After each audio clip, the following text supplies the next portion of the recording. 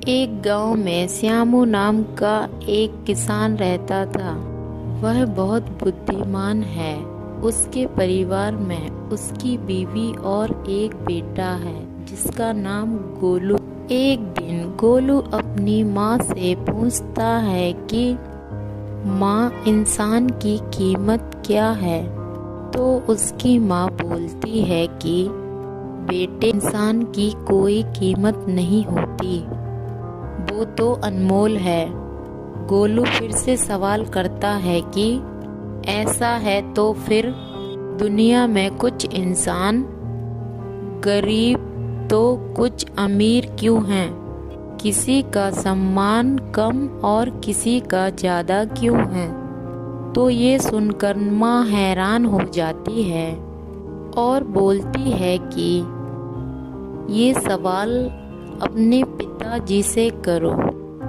फिर गोलू अपने पिताजी के पास जाता है और बोलता है कि पिताजी, मैं आपसे कुछ पूछना चाहता हूँ, क्या आप मुझे उसका जवाब देंगे?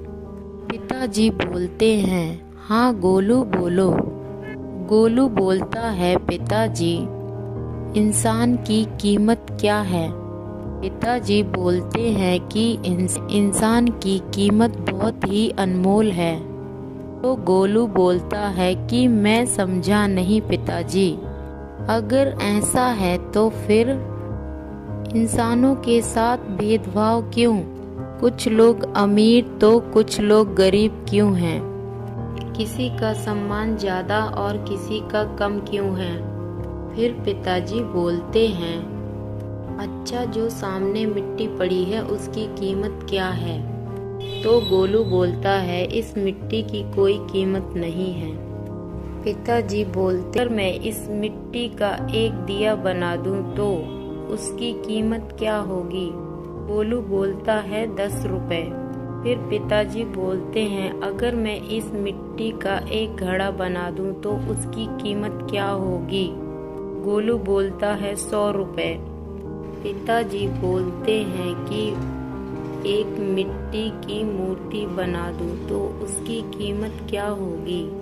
गोलू बोलता है, 250 रुपए। पिताजी बोलते हैं, ठीक उसी तरह इंसान की कीमत भी उसके कर्म के आधार पर होती है। कुछ की कीमत कम तो कुछ की कीमत ज्यादा होती है और कुछ अनमोल होते हैं।